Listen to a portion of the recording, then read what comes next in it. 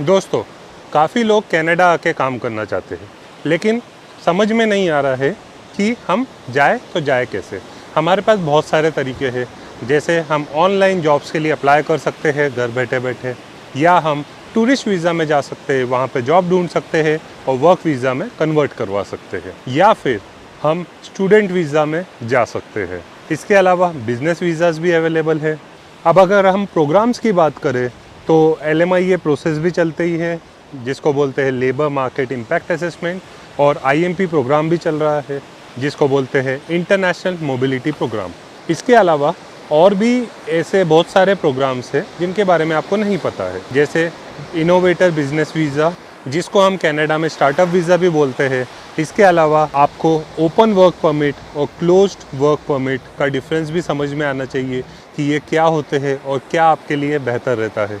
और अगर आप ऑलरेडी जॉब ढूंढना चालू कर चुके हो तो आपको ये भी पता होना चाहिए कि आपके लिए बेटर अपॉर्चुनिटी कहाँ से आएगी, कौन सी वेबसाइट में अगर आप अप्लाई करो तो आपको बेटर रिजल्ट मिलेगा। अगर आप कनाडा में जाना चाहते हो तो आपको ये भी पता होना चाहिए कि डॉक्यूमेंटेशन क्या क्या लगेंगे, और आपको ये भी पता होना चाहिए कि आप उस चीज़ के लिए एलिजिबल हो या नहीं। आपने सोचा है कि आप टूरिस्ट वीज़ा में जाना चाहते हो, वहाँ पर जॉब ढूंढना चाहते हो और फिर वर्क वीज़ा इनिशिएट करवाना चाहते हो, तो इस प्रक्रिया में कितना खर्चा लग जाएगा और क्या ये आपके लिए सही है या नहीं है। इस वीडियो में हम इन सारी चीज़ों के बारे में भी बात करेंगे। बाय द वे, अगर आप इस चैनल में नए हो तो इस चैनल को सब्सक्राइब जरूर कर लीजिए, और अगर आपने बेल आइकन नहीं दबाया तो बेल आइकन भी दबा दीजिए। इससे आपको नोटिफिकेशन मिलता है जब भी मेरे कोई भी वीडियोस अपलोड होते हैं। और अगर आपने इस वीडियो को लाइक एंड शेयर नहीं किया तो इस वीडियो को लाइक एंड शेयर भी कर दीजिए।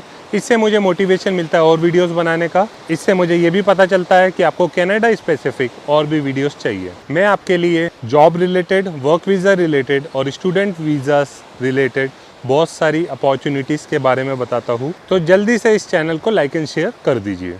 सो दोस्तों, अब मान लीजिए आपने सोचा है कि आपको टूरिस्ट वीज़ा में जाना है कनाडा में, तो उसका कॉस्ट क्या लगेगा। सबसे पहले हम उस चीज़ के बारे में बात करते हैं। तो दोस्तों, आपका कॉस्ट लगता है विजिट वीज़ा का, और साथ में आपका एक बायोमेट्रिक टेस्ट होता है जिसका जनरली चार्ज रहता है 85 कैनेडियन डॉलर्स। अब जो आपको टूरिस्ट वीज़ा मिलता है वो 15 दिन से मैक्सिमम 6 महीने तक का हो सकता है। अगर आप टूरिस्ट वीज़ा में जाना चाहते हो तो ज़्यादा से ज़्यादा आप हर साल 6 महीने कनाडा में बिता सकते हो। 6 महीने कंप्लीट होने के बाद आपको वापस इंडिया आना ज़रूरी है।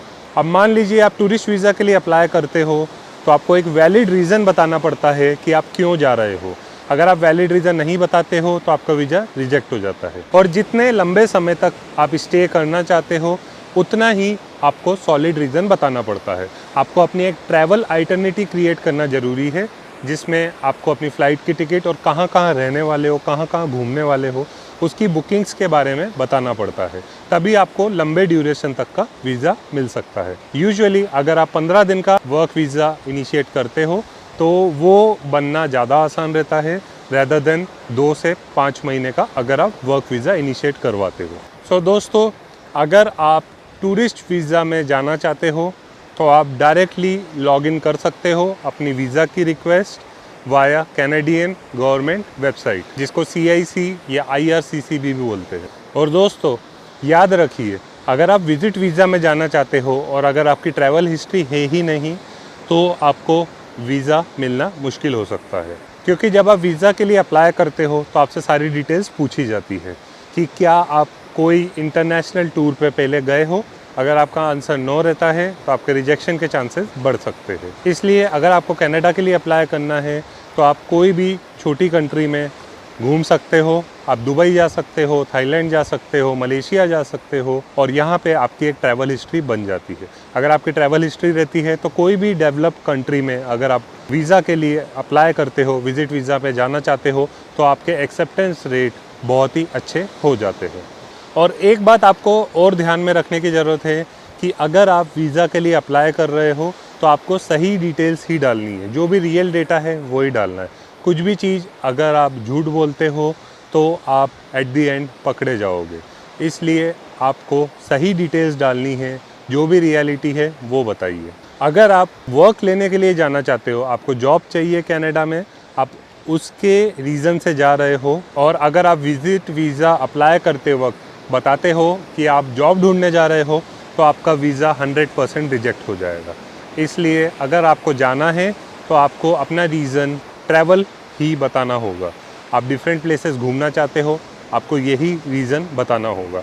अब मान लीजिए अगर आपके कोई रिलेटिव रहते हैं वहाँ पे, तो आप वो रिलेटिव का रेफरेंस दे सकते हो, उससे भी आपकी प्रोफाइल स्ट्रॉन्ग हो जाती है और आपको लंबे ड्यूरेशन के लिए विज़िट वीज़ा मिल सकता है। आप विज़िट वीज़ा में पहुँचे कनाडा में, अब आपको जॉब चाहिए। मान लीजिए अगर आपको कहीं पे जॉब मिल जाता है, आपने एम्प्लॉयर ढूंढ लिया, तो आपको सबसे ज़्यादा रिक्वायरमेंट रहेगी एक जॉब ऑफ़र लेने की, और जो वर्क वीज़ा है वो आपके लिए आपका एम्प्लॉयर इनिशिएट करेगा। या तो वो IMP प्रोग्राम के थ्रू करेगा, जिसको बोलते हैं international mobility program. IMP program skill scarcity jobs के लिए बना हुआ है, या फिर आप LMIA प्रोसेस से वर्क परमिट इनिशिएट करवाओगे। LMIA is labour market impact assessment. ये एक जनरल प्रक्रिया है किसी भी फॉरेन वर्कर को कनाडा में जॉब चाहिए उसके लिए। अब अगर आपका IMP प्रोग्राम के थ्रू वर्क परमिट इनिशिएट होता है तो आपके वर्क परमिट बनने में 15 से 20 दिन लगते हैं यूजुअली, ज़्यादा से ज़्यादा 1 महीना लग सकता है। अगर आप LMIA प्रोसेस के थ्रू वर्क परमिट इनिशिएट करवाते हो, जो आपका एम्प्लॉयर ही आपके लिए इनिशिएट करता है, आप ये बात ध्यान में रखिएगा, तो उसमें यूजुअली 2 से 4 महीने लगते हैं, कभी कभार 5-6 महीने भी लग जाते हैं। तो ये मैं आपको टाइम फ्रेम इसलिए बता रहा हूँ क्योंकि अगर आपको टाइम फ्रेम पता रहती है तो आपका पेशेंस लेवल अच्छा रहता है, क्योंकि आपको पता है कि इतना टाइम यूजुअली लगता ही है। एंड दोस्तों, ये बात ध्यान में रखिए कि कनाडा में कोई भी एम्प्लॉयर रहता है, उसके पास एक इमिग्रेशन कंसल्टेंट ज़रूर रहता है जो उसको गाइड करते रहता है। तो जब आपको किसी भी एम्प्लॉयर से जॉब ऑफ़र मिलता है तो आपकी प्रोसेस बहुत ईजी हो जाती है, आपको एक गाइडेंस मिलते रहता है। आपको बस अपने राइट डॉक्यूमेंट्स अरेंज करने रहते हैं। जब आपको अपॉइंटमेंट मिलता है, उस अपॉइंटमेंट में जाना पड़ता है एम्बेसी अपने डॉक्यूमेंट्स लेके, और आपका एक छोटा सा इंटरव्यू होता है। इंटरव्यू एक छोटा सा कन्वर्सेशन ही होता है, यूजुअली वो 5 से 10 मिनट का होता है। इसमें आपसे पूछा जाता है कि आप क्यों जा रहे हो, और यहीं पे आप अपनी ट्रैवल आइटनरी बता सकते हो कि आप क्यों जा रहे हो, कहाँ रुक रहे हो। तो जितनी आप बुकिंग्स दिखा सकते हो उतना ही आपका केस स्ट्रॉन्ग हो जाता है। एंड गाइस, ये बात ध्यान में रखिए कि अगर आप घर बैठे बैठे ऑनलाइन जॉब्स के लिए अप्लाई कर रहे हो, या आप कनाडा में टूरिस्ट वीज़ा में जाके जॉब्स के लिए अप्लाई करते हो, CV एंड कवर लेटर के बिना आप कहीं पर भी जॉब्स के लिए अप्लाई नहीं कर सकते हो। तो आपको एक international CV and cover letter की ज़रूरत पड़ेगी जो कैनेडियन फॉर्मेट में बना है, उसी से आप जॉब्स के लिए अप्लाई कर सकते हो। क्योंकि जो कैनेडियन एम्प्लॉयर आपको जॉब देगा, उसको कैनेडियन गवर्नमेंट को बताना पड़ता है कि मैं इस बंदे को हायर कर रहा हूँ। मैं 2-3 महीने से एडवर्टीज़मेंट कर रहा था, लेकिन मुझे कैनेडियन सिटीजन्स या परमानेंट रेसिडेंट्स में से कोई भी नहीं मिला, इसलिए मैं थर्ड पार्टी नेशन से किसी को हायर कर रहा हूँ। उसमें आपका CV एंड कवर लेटर भी आपका एम्प्लॉयर अटैच करता है। और ये याद रखिए, जो लीमिया प्रोसेस हो या इंटरनेशनल मोबिलिटी प्रोग्राम हो, उसमें आपके एम्प्लॉयर्स की डिटेल्स भी जाती है। तो आपका एम्प्लॉयर खुद की डिटेल भी डालता है और आपसे भी डिटेल्स लेके फॉर्म वगैरह फिल करता है। और आप अकेले इंसान नहीं हो जो उस वैकेंसी के लिए अप्लाई कर रहे हो, बहुत सारे लोग हैं जो सेम वैकेंसीज़ के लिए अप्लाई कर रहे हैं। इसलिए आपका जो CV एंड कवर लेटर है, जब तक वो अट्रैक्टिव नहीं बना है, जब तक वो आपकी प्रोफेशनलिज्म नहीं बता पाता है, तब तक आपको जॉब मिलना इम्पॉसिबल हो जाता है, क्योंकि सामने वाले के पास ऑप्शन बहुत है। तो कोई भी एम्प्लॉयर के पास ऑप्शन रहेंगे तो वो सबसे बेस्ट पिक को सेलेक्ट करेगा। अगर आप चाहते हो कि आपको भी जॉब मिले तो आपको सही तरीके से चलना पड़ेगा। सबसे पहले CV एंड कवर लेटर बनाना पड़ेगा, फिर राइट एम्प्लॉयर्स को अप्रोच करना पड़ेगा। अब मैं आपको कुछ प्लेटफॉर्म्स बता देता हूँ जहाँ पे अगर आप अप्लाई करो तो आपके चांसेस अच्छे हो जाते हैं जॉब मिलने के। अगर कनाडा स्पेसिफिक बात किया जाए तो 2 सबसे बेस्ट प्लेटफॉर्म है, एक है लिंक्डइन, दूसरा है इंडीड। यहाँ से सबसे ज़्यादा जॉब्स लगते हैं, तो अगर आप इन प्लेटफॉर्म्स में अप्लाई करते हो तो आपके चांसेस अच्छे रहते हैं। इसके अलावा आप Canadian government website job bank से भी जॉब ढूंढ सकते हो। वहाँ पे अगर आप प्रॉपर फिल्टरिंग करोगे तो आपको वैसे जॉब्स मिलेंगे जहाँ पे आप इंडिया से ही अप्लाई कर सकते हो। और दोस्तों, जॉब्स फेसबुक ग्रुप से भी आपको मिलते हैं, लेकिन यहाँ पे आपको थोड़ा सावधान रहने की ज़रूरत पड़ती है। किसी भी एम्प्लॉयर से अगर आपको बातचीत करनी है तो आप उनसे व्हाट्सएप वगैरह में या फ़ोन कॉल पे बात ना कीजिए, आप उनसे ईमेल में ही बात कीजिए। और ये इंश्योर कीजिए कि जो उनकी ईमेल आईडी है वो ऑफिशियल उस कंपनी की ईमेल से आपको मेल कर रहे हैं।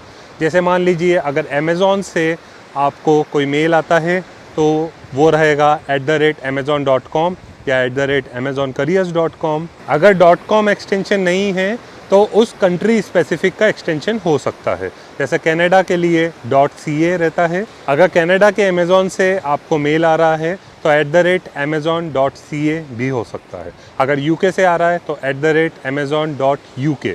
तो अगर आप ये छोटी मोटी टिप्स को फॉलो करते हो तो आप फ्रॉड्यूलेंस में नहीं फंसोगे और आपकी राइट एम्प्लॉयर को ढूंढने की प्रोबेबिलिटी बढ़ जाती है। इसलिए कभी भी आपको किसी से भी कन्वर्सेशन करनी है तो आप उनसे मेल में करिए, क्योंकि कोई भी अच्छी कंपनी होगी तो वो आपसे मेल में ही कन्वर्सेशन करना प्रीफर करेगी। ये दोनों के लिए अच्छा होता है, एम्प्लॉयज़ के लिए भी अच्छा होता है और एम्प्लॉयर्स के लिए भी अच्छा होता है। एंड दोस्तों, मैं आपको काफ़ी अपॉर्चुनिटीज़ के बारे में बताते रहता हूँ अपने वीडियोस में, तो आप वो अपॉर्चुनिटीज़ में अगर आप अप्लाई करते हो तो आपको रिज़ल्ट मिलने की प्रोबेबिलिटी और बढ़ जाती है, क्योंकि मैं आपको वही अपॉर्चुनिटीज़ बताता हूँ जहाँ पे करेंटली ओपनिंग्स चल रही है। अपने अपकमिंग वीडियोस में मैं आपको ये भी बताऊँगा कि आप टूरिस्ट वीज़ा के लिए इंडिया से कैसे अप्लाई कर सकते हो। आप सारी प्रोसेस ऑनलाइन ही कर सकते हो, उसके ऊपर मैं एक स्पेसिफिक वीडियो बनाऊँगा बहुत ही जल्द। अब बात करते हैं कि अगर आप कनाडा में टूरिस्ट वीज़ा में जाना चाहते हो जॉब स्पेसिफिक पर्पस के लिए, तो आपको कितना टाइम का वीज़ा लगवाना चाहिए तो आपके लिए बेहतर रहेगा। तो दोस्तों, अगर आप 1 महीना या उससे ज़्यादा के लिए विज़िट करते हो तो आपके लिए चांसेस बेहतर रहते हैं, क्योंकि जॉब मिलने की प्रक्रिया में समय लगता है।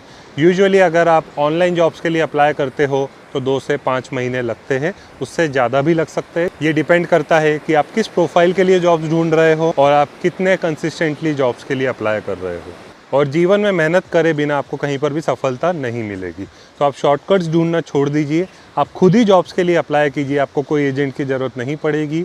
अगर आप थोड़ी मेहनत खुद ही कर लेते हो तो आपको कनाडा में जॉब अवश्य मिलेगा। आपको मेनली 2 चीज़ की आवश्यकता है।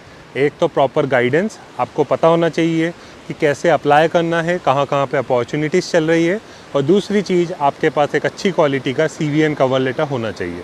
जब आपके पास ये दोनों चीज़ें रहती है तो आपको जॉब जल्दी मिल जाता है। एंड गाइस, आपको वही एम्प्लॉयर्स को अप्रोच करना चाहिए जो मल्टीपल नेशंस में अवेलेबल हो। मल्टीनेशनल कंपनीज़ को ही अप्रोच करना चाहिए, क्योंकि ये कंपनीज़ बाहर से हायरिंग करती रहती है, तो इनको सारी प्रोसेसेस पता रहती है। इसी वजह से आपके लिए आसानी हो जाती है। अगर आप किसी छोटे एम्प्लॉयर को अप्रोच करते हो तो उसको सारी प्रोसेस नहीं पता होती है। इसी वजह से वो दूसरी कंट्रीज से हायरिंग बहुत ही कम करते हैं या करते ही नहीं है। एंड गाइस, कुछ सेक्टर में हमेशा ही ओपनिंग्स रहती है, जैसे अमेज़ॉन, वॉलमार्ट। आप अगर रेस्टोरेंट इंडस्ट्री में जाना चाहते हो, होटल्स में, सुपरमार्केट्स में, कंस्ट्रक्शन लाइन में, अगर आप इंजीनियर हो जैसे civil engineer, mechanical engineer, IT engineer, तो आपके लिए अच्छी अपॉर्चुनिटीज़ है। आप प्रोजेक्ट मैनेजर हो तो आपके लिए अपॉर्चुनिटीज़ रहती है। सो गाइस, अगर आपका एक्सपीरियंस नहीं है या बहुत ही कम एक्सपीरियंस है तो भी आपको जॉब मिल सकता है। अगर आप 8th पास या उससे ज़्यादा हो तो आपको जॉब मिल सकता है। हर एजुकेशन लेवल के लिए अलग अलग प्रोफाइल्स रहती है।